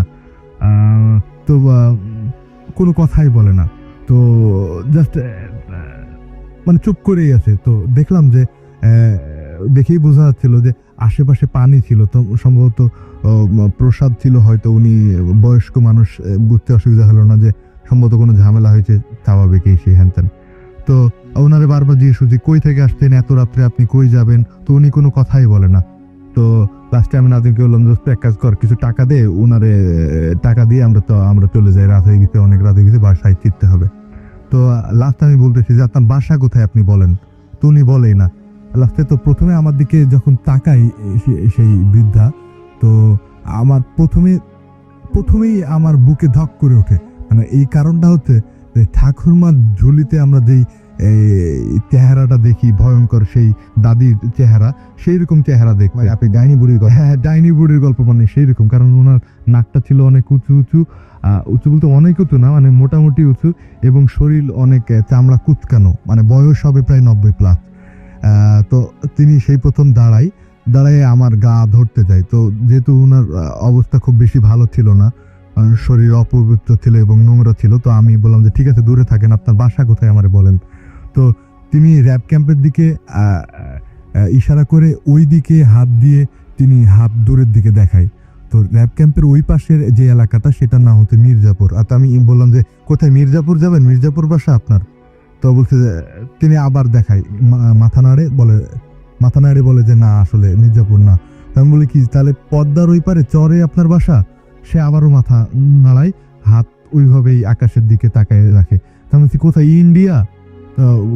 বলে তাও মাথা নাড়ায়। তো প্রথম লক্ষ্য করি যে উনি আসলে কিন্তু মানে হাত উঁচিয়ে তাক করে আছে কিন্তু আকাশের দিকে। তো প্রথমে তারপরে বলি কি ব্যাপার, আপনার পাখি কি আকাশে নাকি, ফাইজলাম করেন নাকি? এই নাদিম যাই হোক বাদ দে, টাকা দিয়ে বিদায় হোক। আমি মনে মনে কিন্তু তখন ভয় পাই একটু একটু। তো জাস্ট বিনোদপুর বাজারটা হচ্ছে যেখান থেকে শুরু হয়, যেখানে আমি গাড়ি থামছিলাম, মাত্র 10 সেকেন্ড সর্বোচ্চ মোটরসাইকেল নিয়ে যাইতে লাগবে, এতটুকু ডিস্টেন্স। তো যে বিনোদপুর বাজারের কাছাকাছি আসতে যাব ওই সময় আমার মনে হইলো, জাস্ট তখনই স্টার্ট দিয়ে চলে আসছি। আমি বললাম যে ঢালি তাড়াতাড়ি নাম, কারণ ও সবচেয়ে পিছিয়ে ছিল। আমি জাস্ট গাড়ি ঘুরাইলাম, নাদিম বলছে কি হয়েছে? আমি বলছি যে তোমার কেন যেন মনে হচ্ছে ওই মেয়েটারে আর দেখতে পাবো না। বলছি কি বলিস? আমি বলছি তুই একদিকে খেয়াল কর, আমি আর একদিকে খেয়াল করছি। তো দিয়ে আমরা আবার সেই রাস্তা করি, আসতে থাকি। তো নাদিম ডানে দেখতে থাকে, আমি বামে দেখতে থাকি, কিন্তু পরে আমরা আর কিছু পাই না। অদ্ভুত ব্যাপার আসল ভাই, সেই সময় কোনো বড় গাড়ি যায়নি, এবং যারা রাজশাহী চিনেন ওই জায়গাটা তারা বুঝতে পারবেন দুই দিকেই অনেক বড় বড় প্রাচীর আছে, যার 6 ফুট মানুষের পক্ষেও কিন্তু কোনোভাবেই সম্ভব না সেই প্রাচীর টপকানো। এবং যেহেতু মেন রোড এবং আশেপাশে কোনো গলিও যায়নি, তার পক্ষে কোনোভাবেই সম্ভব না। আমরা সেখানে যে জায়গায় পাইকি ওনারে সেইখানে নামলাম, নামে আশেপাশে সব দেখলাম, ফায়ার ব্রিগেড পর্যন্ত গেছি, কোনো জায়গায় তাকে পাইনি। তো এইটা ছিল আমার কাছে মনে হয়েছে যে এটার ব্যাখ্যা কি জানেন, তবে এটা আমার কাছে অনেক ইন্টারেস্টিং মনে হয়েছে। আপনাকে অনেক ধন্যবাদ আপনার তৃতীয় ঘটনার জন্য। মাহমুদ নিশাদ আমাদের SMS করেছেন সাভার থেকে, SMS করেছেন আমাদের অপূর্ব, এবং আমাদেরকে SMS করেছেন, আচ্ছা তিনি লিখেছেন যে অপূর্ব লিখেছেন যে ভাইয়া আপনাদের কাছে কি সব মেসেজগুলো মানে অফ এয়ারে আপনারা পড়েন কিনা, কাইন্ডলি অ্যান্সার দেবেন। হ্যাঁ, আমরা ম্যাক্সিমাম SMS পড়ি, এবং আপনারা যে সমস্ত মতামতগুলো দেন সেগুলো আমরা খুব যত্নের সাথে সেগুলো কিন্তু মানে মাথায় রাখি আর কি। আমাদেরকে ইমতিয়াজ SMS করছেন আমাদেরকে, দেখতে পাচ্ছি রকিং রাতুল, এবং তিনি লিখেন ভূতাসম অসম। আমাদেরকে SMS করছেন মান্না, এবং এছাড়া আমাদেরকে কিশোর SMS করছেন রাসেল রানা জামালপুর থেকে। SMS করছেন আমাদেরকে ইব্রাহিম রামপুরা। স্টুডিওতে যারা আসে, আচ্ছা স্টুডিওতে যারা আছে তারা সবাই কি অরিজিনাল? Be careful. হ্যাঁ, এটা খুব ভালো কথা বলেছেন। তবে অরিজিনাল হোক আর না হোক কিছুক্ষণের মধ্যে তারা চলে যাবেন। এবং আমাদেরকে SMS করেছেন লাবিদ, এবং তিনি ভূত FM শুনছেন, তার মা বাবা সবাই আছেন তার সঙ্গে, এবং ভাই তারা সবাই আছেন। এবং তিনি লিখেছেন যে আই এম জাস্ট 11, অনেক সাহসী, এত কম বয়সে এবং এত রাত পর্যন্ত জেগে ভূত FM শোনা একটা বিরাট সাহসের ব্যাপার। আমি যে বললাম যে শুরুতে যে স্পেশাল যারা তারাই ভূত FM শোনেন। অর্পি মিরপুর 14 থেকে আমাদের SMS করেছেন, নোবেল আমাদের SMS করেছেন দীপ্ত। সরাসরি চলে যাচ্ছে একটা বিজ্ঞাপন বিরতিতে, এবং বিজ্ঞাপন বিরতির পরে আমরা আবারও আপনাদের কাছে ফিরে আসছি। কোথাও যাবেন না, আমাদের সঙ্গেই থাকুন। গত সপ্তাহে আমাদের মাঝে এসেছিলেন যিনি পেশায় একজন ড্রাইভার, এবং তিনি তার সমস্ত ঘটনাগুলো সেদিন শেষ করতে পারেনি, একটি ঘটনা থেকে গিয়েছিল, এবং আমরা বলেছিলাম যে এই ঘটনাটি আমরা এই উইকে শোনাবো আপনাদেরকে, এবং তার সাথে আমার সেরকমই কথা হয়েছিল। তো তিনি এখানে এসেছেন তার শেষ ঘটনাটি শোনানোর জন্য, যে ঘটনাটি বেশ অদ্ভুত, এবং আমরা চলে যাচ্ছি সরাসরি তার কাছে। এবং প্লিজ আপনি একবার আপনার নামটা বলবেন, তারপর ঘটনাটা শুনবো। থ্যাংক ইউ রাফেল ভাই। আমি বটির, আমি এসেছি টঙ্গী কলেজ গেট থেকে। আমার দেশের বাড়ি নড়াইল, গ্রামের বাড়ি নিদিখোলা। আমি যে ঘটনাটা বলবো সে ঘটনা ঠিক আমার সাথে ঘটে যায় স্কুলের ছাদে। কিন্তু কেন বা কী কারণে আমি স্কুলের ছাদে গেলাম ঘুমাতে, তার উপরে একটি প্রতিবেদন। সেটা হচ্ছে এরকমই, আমাদের গ্রামটার পশ্চিম পূর্ব দিকেই লম্বা। গ্রামটার দক্ষিণ দিকে আছে একটা বিল, উত্তর দিকেও একটা বিল। গ্রামের পশ্চিম পাশে একটা গ্রাম, গ্রামের পূর্ব পাশে একটা গ্রাম, যে গ্রামে এমন একজন লোকের জন্ম যার নাম চিরজীবন বাংলার মাটিতেই থাকবে। সে হচ্ছে বীরশ্রেষ্ঠ নূর মোহাম্মদের মহিষকুলা গ্রাম। কিন্তু এদের দুই পাশে গ্রামেই বিদ্যুৎ সংযোগ বা কারেন্ট সংযোগ আছে, আমাদের গ্রামে নেই। আমাদের গ্রামের মানুষজন চিন্তা ভাবনা করে যে আমাদের মনে হয় কপাল পোড়া, এই কারণে আমাদের গ্রামে কারেন্ট বা বিদ্যুৎ পৌঁছায় না। যে কারণেই আমি গিয়েছিলাম সেদিন গরম থেকে বাঁচতে ছাদে ঘুমাতে। এটা আপনি মাঝে মাঝে যেতেন? জি, মাঝে মাঝে যেতাম, বা ছাদে সবসময় ঘুমানোর জন্য অভ্যাস করতাম যখন ছাদটা হয়েছিল। আমাদের গ্রামের স্কুলটা প্রতিষ্ঠিত হয় 1991 সালে। স্কুলটা ঠিক ছাদে পরিণত হয় 2001 বা 2002 সালে। ছাদটা যখনই কমপ্লিট হয় আমাদের গ্রামের লোকজন বা আমাদের পাড়ার ছেলেরা সমবয়সী যারা থাকে তারা চিন্তা ভাবনা করে যে সারাদিন কাজকর্ম ফিরে আসে, রাত্রে যদি একটু বিছানায় শোয়া যায় বা বিছানায় ঘুমানো যায় না, কোনোভাবেই ঘুমানো যায় না, যদি ছাদে যাওয়া যায় বা ছাদে ঘুমানো যায় তাহলে মনে হয় সারাদিন সারা রাতের ঘুমটা মনে হয় ছাদে ভালো হবে। যেহেতু ছাদের দক্ষিণ পাশে বিল আর কোনো গাছগাছালি কিছুই নেই, যেখানে ছাদটা হয়েছে সেখানে ছিল সোন বাগান আর বন বাগান, যেখানে কুকুর শিয়ালের আড্ডা ছিল। ছাদটা হওয়ার পরে সবাই ওখানে ছাদে ঘুমানোর জন্য চেষ্টা করত। যাই হোক, ছাদটা 2001 সালে বা 2002 সালে হলে সেই সময় আমরা আমাদের গ্রামের লোকজন বা গ্রামের একই বয়সের লোক চিন্তা ভাবনা করলাম যে আজকে থেকেই শুরু করব ছাদে ঘুমাতে। কিন্তু ছাদে ঘুমাতে যাওয়ার অভ্যাসটা ছিল এরকমেরই, সে ছাদে নিয়ে যেতে হতো একটা বালিশ বা একটা কাঁথা। ছাদে এটা নিয়ে ছাদে একটা বাড়ি এদিক ওদিক দিয়ে বালিশটা পেরে খাতাটা উপরে রেখে ঘুমানো হতো। কিন্তু ছাদে ওঠার জন্য কোনো সিঁড়ি বা কোনো মই ছিল না। ছাদের দুপাশে ছিল দুটো বাথরুম, সেই বাথরুমে ছিল লোহার পাইপ লাগানো, সেই পাইপটা বেয়েই যেন ছাদে উঠতে হতো। আজ বাথরুমের ছাদ থেকে যেতে হতো স্কুলের ছাদে। বাথরুম থেকে ঠিক 1-2 ফুট উঁচুতেই বাথরুমের স্কুলের ছাদ, সেখানে যেতে হতো। যাই হোক, যেদিনকে আমার সাথে ঘটনা ঘটে সেদিন ছিল রবিবার। আমি ঠিক বাজার থেকে বাজার টাজার করে এনে আমার মাকে দিলে রান্না করা করে আমি ঠিক ওই ছাদে যাব ঘুমাতে। সেরকম অবস্থায় আমি খাবার টাবার খেয়ে ছাদে যাব এরকম একটা পরিকল্পনা নিয়ে আমি একটা কাঁথা একটা বালিশ নিয়ে আমি ছাদে যাই। ছাদের যাওয়ার সময় আমি আমার প্রতিবেশী বাড়ি একটা ছেলে, যার কাছে সবসময়ের জন্য আমার উঠা বসা ছিল ঠিক মধুর মতন, আমি তারকে নাম ধরে ডাক দিই, ইনামুল তুই কি ছাদে যাবে? ইনামুল বলে যে ওরা সবাই কো, ওরা মানে আমার সাথে যারা ছাদে ঘুমাতে যেত তারাই। তাদের ভিতরে সবাই চলে যায় একটা গান শুনতে। সে গানটা এখনও আমার পছন্দ না, সেটা হচ্ছে পালা গান। সেই গানটা এখনকার সময় শোনা যায় মমতাজ এবং তার সাথে সহশিল্পী বৃন্দ। যে গানটা আমার পছন্দ এখনো হয় না বা আগেও হতো না। আমার কাছে জিজ্ঞেস করে যে ওরা সবাই যাবে না? আমি বললাম যে না, ওরা কেউ যাবে না, ওরা গেছে সবাই গান শুনতে। আমি ঠিক ওর কথা শুনে ও বলল যে ঠিক আছে তাহলে তুই যা ছাদে, আমি ছাদে একটু পরে আসছি, তুই যে শো। আমি ঠিক ছাদে প্রতিদিনের মতনই যেভাবে ছাদে ঘুমাতে হয় সেইভাবে আমি ছাদে চলে যাই। ছাদে যে কাঁথাতে যে বাড়ি দিয়ে এদিক ওদিক দিয়ে কাঁথাটা পাশে রেখে শুয়ে পড়ি। কিন্তু কাঁথাটা পাশে রাখা শোয়ার এই কারণটাই হচ্ছে যে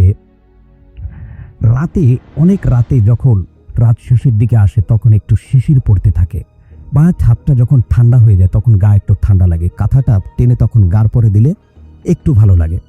এই জন্যই কাঁথাটা ঠিক ছাদের পাশেই রাখতে হতো, বা যেখানে শুতাম ওখানেই রাখতে হতো।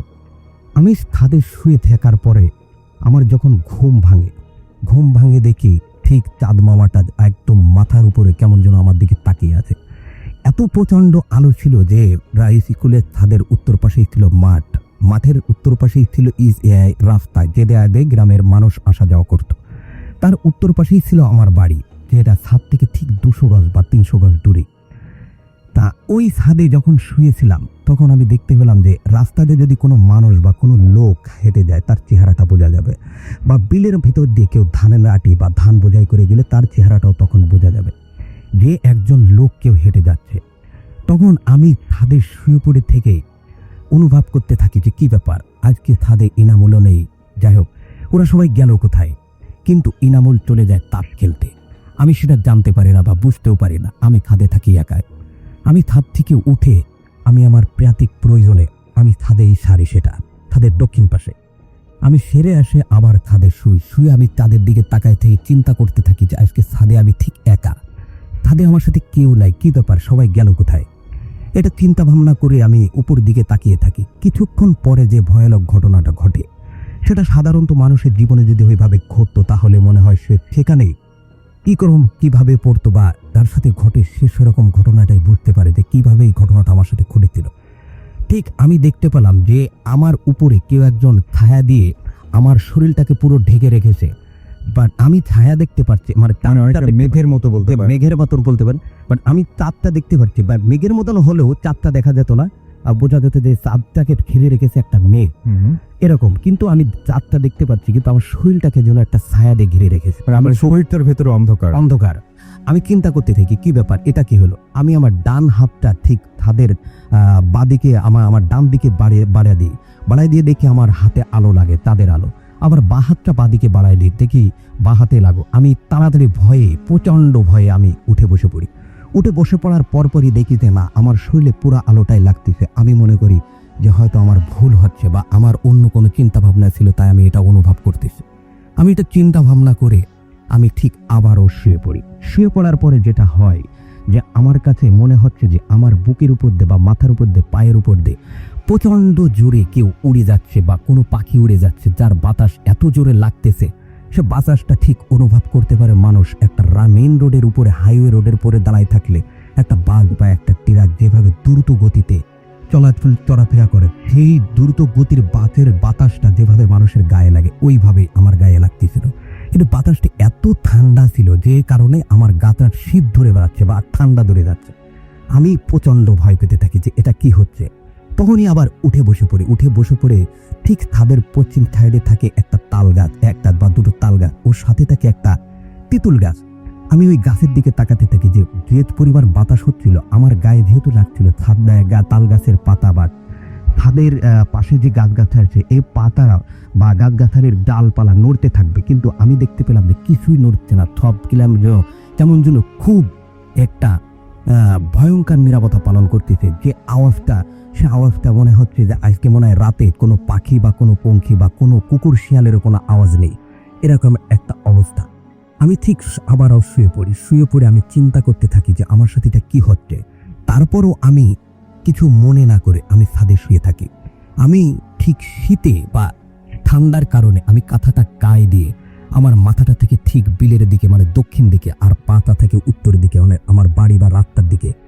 স্কুলটা ঠিক পশ্চিম পূর্ব দিকে লম্বা, ঠিক উত্তর পাশটা থাকে স্কুলের মাঠ, দক্ষিণ পাশটা থাকে বিল, যেটাকে বলা হয় কই বিল আমাদের এলাকার মানুষ বলে। ঠিক ওরকম ভাবে শুয়ে থেকে আমি পূর্ব দিকে যে ছাদটাবে বা যে বাথরুম বেয়ে আমি উঠেছিলাম ছাদে, সেদিকে আমি তাকিয়ে থাকি। কিছুক্ষণ পরে দেখি যে ওই ইনামুলের মতন একজন বা ইনামুল ছাদে যার আসার কথা ছিল, যে ইনামুল দেখি ঠাস করে ছাদের পরে উঠে স্কুল বাথরুমের ছাদের পরে উঠে একটা ছাতা হাতে ধরে কেমন যেন ফুটালো। আমি মনে করলাম যে কি ব্যাপার, রোদ নাই বৃষ্টি নাই, ইনামুল কেন ছাতা মাথায় করে আসছে। আমি ঠিক তার চেহারা বা তার ফেসটা বুঝতে পারছি যে সেই ইনামুল আসবে। যখনই সে বাথরুমের ছাদ থেকে স্কুলের ছাদে উঠলো, তখন আমি তাকে হেসে দিয়ে কথাটা বলছিলাম, এখন যেভাবে বলছি যে কিরে ইনামুল, বৃষ্টি নাই রোদ নাই, তুই কেন কিভাবে ছাতা মাথায় করে আসতিস।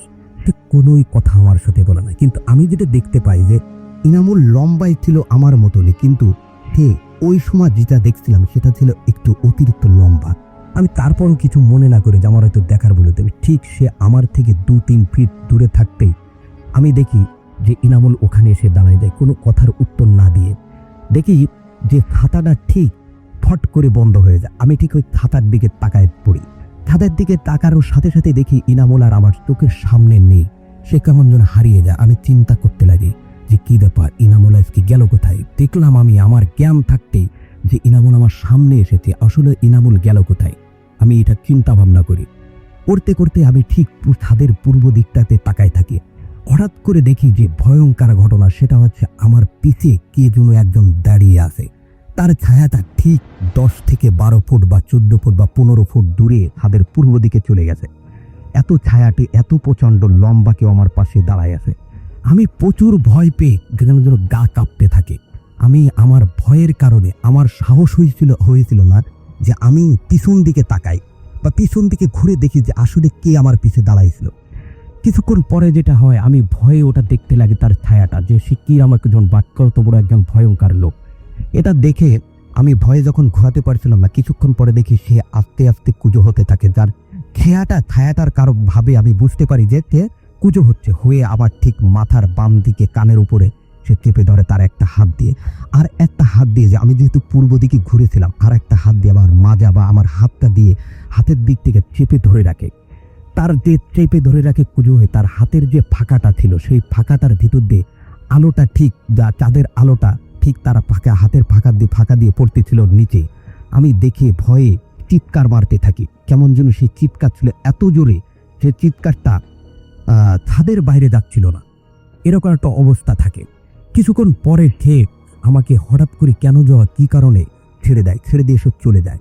আমি প্রচণ্ড ভয়ে তাড়াহুড়ো করে উঠে দেখি বাপাশে যে তাল গাছ বা তিতুল গাছ, দুটার পাতা ঝড়ের মতন মোড়ামুড়ি খেচ্ছে এবং সে ওই পাশ দিয়ে আমার কাছে মনে হলো যে ভাঙচুর করে চলে যাচ্ছে। কিন্তু আশেপাশের যতগুলো গাছ ছিল কোনোটাই নড়ছে না, শুধু ওই তিতুল গাছ আর তাল গাছটাই নড়ছে।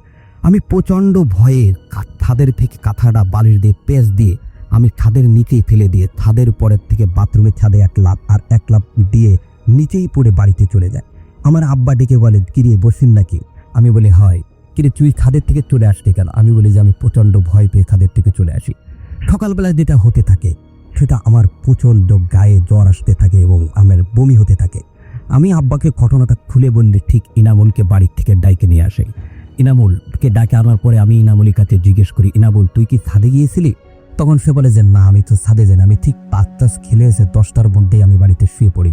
বাট ইনামুলের আব্বাও সে আমার আব্বার সাথে খুব ভালো সম্পর্ক এখনো আছে, যে আমার বাড়িতে এসে বসে বা আমার আব্বা তাদের বাড়িতে যে বসে। ঠিক আমাদের বাড়ির থেকে তার বাড়ি 200 গজ দূরে, এতটুকু ডিফারেন্স। সে বলে যে না, আমার ছেলে তো রাত্রে এসেই বাড়িতে শুয়ে পড়ছে, সে তো ছাদে যায়নি।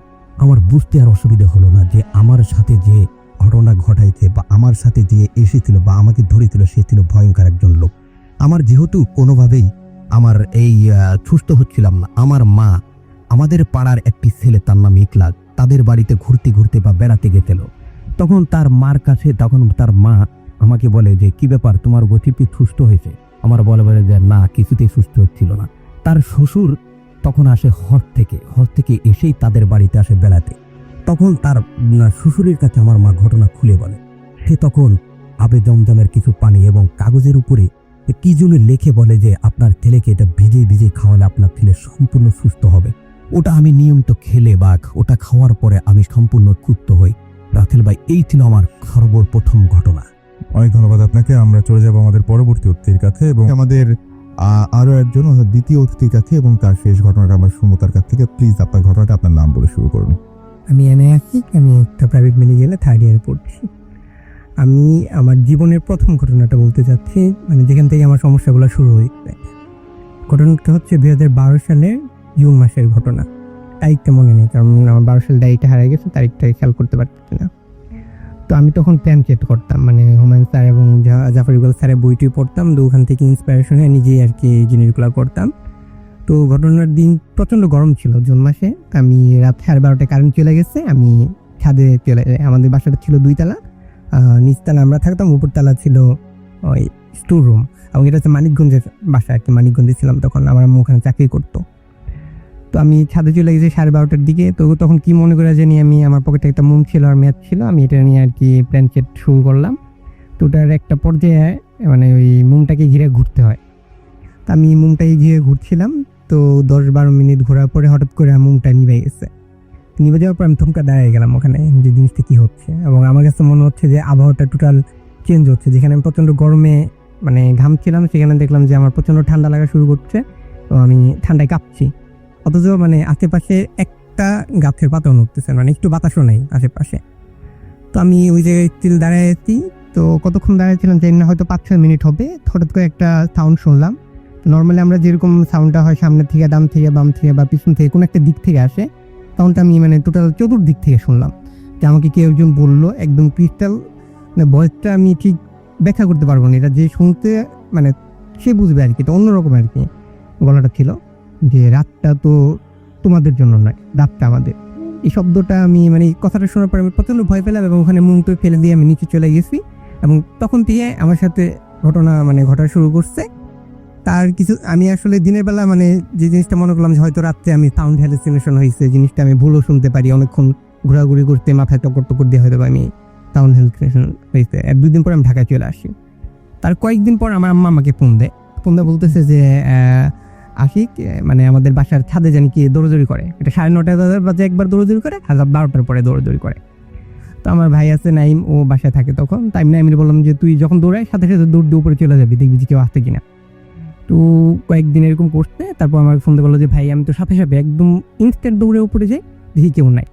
তাই আমি ওরে বললাম এক কাজ কর, ওই বাইরে বালি আছে, বালি করবি যে রাত মানে বিকেলবেলা বা সন্ধ্যার দিকটা তোর ফ্রেন্ডদের নিয়ে পুরোটা ছাদ বালি বিছিয়ে দিবি, যদি কেউ হাঁটেও পায়ের একটা ছাপ পড়ে থাকবে ওখানে। এটা মনে করে আমি ওরে বলছি, তো ওই জিনিসটা করতে পরদিন আমাকে ফোন করে বলতেছে যে ভাইয়া গতকাল তো আমি ছাদে বালি বিছিয়ে এসেছি, বাট পরের দিনকে দিয়ে ছাদে তো মানে পায়ের চিহ্ন তো দূরের থাকে, একটা বালিও নেই। এটা এটা হচ্ছে ঘটনা। তারপরে ঠিক আর কিছুদিন পরে, এটা হচ্ছে 12 সালের প্রায় মানে অক্টোবরের দিকে, আমার আম্মা একদিন ফোন করে বলতেছে যে তোর ভাই ভয় পেয়েছে। আমি নাইমের সাথে কোনো কথা বললাম যে ভাই গত রাত্রে আমি প্রচণ্ড ভয় পেয়েছি। কি হয়েছে যে আমি মানে তখন সে রাত্রে আমার আম্মু বাসায় ছিল না, মানে অফিসের কাজে আর কি ওখানে থাকতে হইতো, মানে থাকছিল আর কি ওই দিন রাত্রে। তো ও রাত্রের 12:30টার পরে প্রায় 1টার দিয়ে বললো যে আমি মানে দরজা মানে জানালাতে নক করা শব্দ, মানে আমার ঘুমটা একটু হালকা হয়েছে, আমার কাছে মনে হচ্ছে জানালা কি যেন নক করতেছে। তো আমাদের হচ্ছে বাসার পাশেই লাগে আর একটা বাসা, মানে মাল্টি মানে 6-7 তলা বিল্ডিং। তো ওটা বারান্দার লাইটটা কিন্তু আমাদের জানালায় পড়ে, মানে আমাদের লাইট বন্ধ করলে ওটা বারান্দার লাইট পড়ে। তো বলতেছে যে ভাই আমি রাত্রে হঠাৎ করে মানে শব্দ পাই, আমি ঘুম ভাঙিয়ে দেখি যে মানে আধো ছায়াতে আর কি দেখলাম যে একটা লোক, মানে তার লোকটা ফেসের বর্ণনাটা সেরকম দিল যে মানে চাকু দিয়ে পুরাটা মুখে যদি করলে যেরকম হয় না, মানে খাওয়া খাওয়া এরকম আর রক্ত মাখা, ও জামা দিয়ে তাকায় হয়েছে। তো এটা দেখে ধর্ম করে একদম টোটাল মানে যা ছিল ঘুমের রেস্ট ছিল সব কাটা একদম সোজা বসে গেছে। ঠিক এই মুহূর্তে আমাদের তখন সাবলেটে আর কি আমাদের এক আঙ্কেল আর আন্টি ওখানে চাকরি করে, উনি থাকতো। তো ওই আঙ্কেল ওকে ডাকতেছে যে নাইম নাইম। তো নাইম বলতেছে যে আঙ্কেল কি হয়েছে, তুমি কিছু শুনছো? নাইম বলতেছে কি, একটা লোক মানে ওই আঙ্কেলের মেয়ে ছিল জুই নাম, যে আমি এইমাত্র শুনলাম মানে জুইকে ডাকতেছে। এটা শুনে তো আমি ঘুম থেকে উঠছি। তো নাইম কি করলো, মানে ওই রুম থেকে এই রুমে কথা হচ্ছিল কনভারসেশন। তো নাইম ঘর থেকে বের হলো, ও দেখলো যে কেউ একজন ওই মানে সিঁড়ি দিয়ে নিচ থেকে উপরে একদম ছাদে দৌড় দিলে যেরকম শব্দটা হয়, ওর কাছে মনে হলো যে কেউ একজন নিচ থেকে দৌড় দিয়ে উপরে চলে গেছে। তো ও এবং আঙ্কেল দুজনই দরজা খুলে বের হলো, আর দুজনে মিলে ছাদে গেছে, গিয়ে আর ওখানে কাউরে কিছু পায় নিয়ে নিচে চলে আসছে। তার কিছুদিন পর আম্মা আর কি ওখান থেকে বদলিয়ে চলে আসে।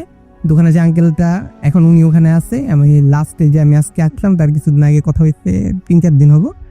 এখন ওখানে এই ধরনের ঘটনা ঘটে, রাত্রে জুইকে কে জানি ডাকে, মানে কারো একটা পেজ দেখা যায়, এই ধরনের ঘটনা ঘটতেছে। অথচ আমার ওই মানে প্যান্ট সেটের আগ পর্যন্ত গত 6 বছর ওখানে আমরা ছিলাম, মানে কোনো ঘটনা ঘটে নাই। ইভেন আমার সাথে তার আগ পর্যন্ত কোনো ঘটনা ঘটে নাই, তারপর থেকে আমার সাথে একটার পর একটা ঘটনা ঘটে যাচ্ছে।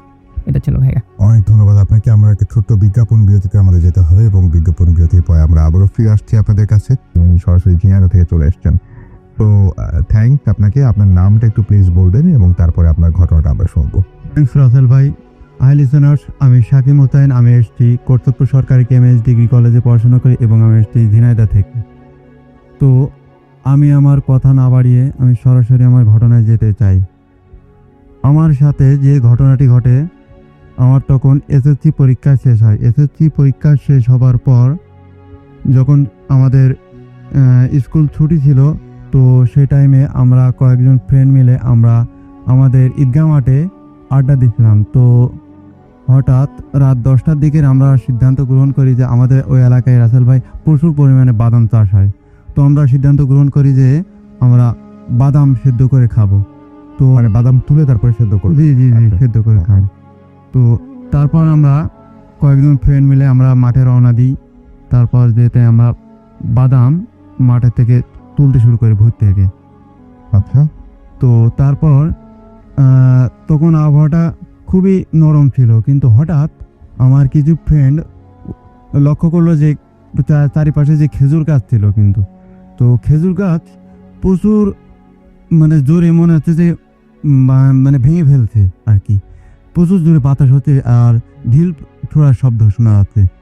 তো আমার ফ্রেন্ডরা উপলব্ধি করার পর আমাকে বলে যে থাকিম দেখ থেকে ওইদিকে কি ঘটছে। তো আমিও তখন বিষয়টা লক্ষ্য করি। তো তারপর আমরা আজ থেকে সিদ্ধান্ত করলাম আমাদের আর এখানে থাকা সম্ভব না, তা চল আমরা বাসার দিকে রওনা দিই। তো আমরা যে পরিমাণ বাদাম তুলেছিলাম তো সেটা আমরা রাখিনি, আমরা ওটা নিয়েই আমরা আমাদের ওই গন্তব্যস্থলে আমরা পৌঁছাই, আমাদের স্কুল ঈদগাহ মাঠে। তো ঈদগাহ মাঠে আসার পর আমরা বাদামগুলো ছোঁয়াই। তো ছোঁয়ানোর পর আমার ফ্রেন্ড নাসিম ও আমাকে বলল যে থাকিম তুই থেকে পানি নিয়ে আয়। বাদাম সিদ্ধ করতে হলে যেহেতু পানি লাগে, পানি এবং লবণ লাগে, তো আমাকে পানি নিয়ে আসতে বললো কানা পুকুর থেকে। পাশে একটা পুকুর ছিল ভাই, তো ওই পুকুরটার নাম কানা পুকুর। ওই পুকুরকে ঘিরে বর্তমানে এখন অনেক ভয়াবহ ঘটনা ঘটে গেছে এবং এখনও ঘটছে। তো আমি দেখতে পেলাম যে কানা পুকুরের উপর দিয়ে মানে একটা বুড়ো টাইপের লোক মানে পানির উপর দিয়ে হেঁটে আসছে, কোনো পানি নড়াচড়ার শব্দ নেই। তো দেখলাম যে হেঁটে চলে যাচ্ছে। তো আমি প্রচণ্ড ভয় পেয়ে যাই রাসেল ভাই। তো ভয় পাওয়ার পর আমি দৌড়ে আসি, এসে আমার ফ্রেন্ডদেরকে বলি যে ওই দেখ আমি একটা জিনিস দেখলাম। তো ওরা আমার সাথে যাই, যেতে আমরা সবাই দেখতে পাই জিনিসটা।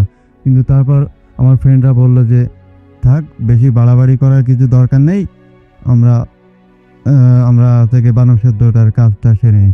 তো আমরা আগুন জ্বালাই রাসেল ভাই। আগুন জ্বালানোর পর আমরা ওই সময় কোনো প্রবলেম ফেস করি না।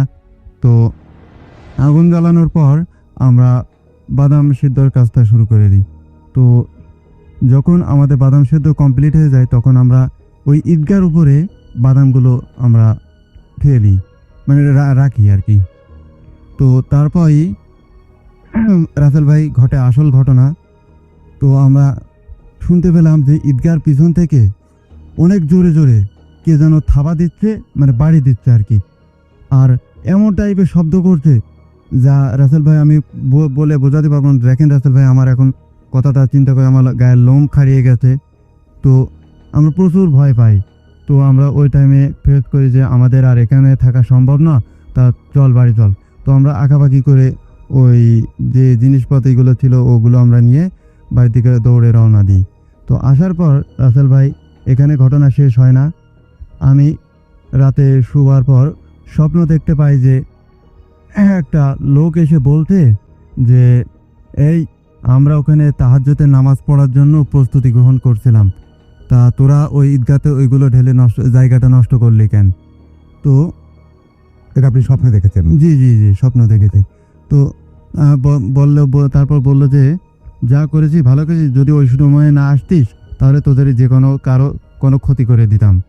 তো রাসেল ভাই এটা স্বপ্ন দেখার পর সাথে সাথে আমি থেকে শুনতে পাই যে আমাদের ঘরের ছাদের উপরে মেঘনি গাছ ছিল।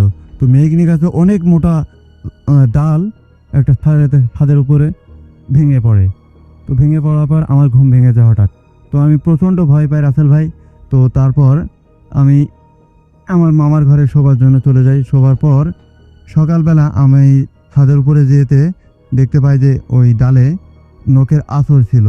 মনে হচ্ছিল যে কে যেন মুঠো করে একটা ওই ডালটা টান দিয়ে ভেঙে ছাদের উপরে রেখে দিয়েছে। তো রাসেল ভাই এই ছিল আমার ঘটনা। অনেক ধন্যবাদ আপনাকে। আমরা আজকে একদম শেষ পর্যায়ে চলে এসেছি, আজকে আমাদের শেষ করতে হবে।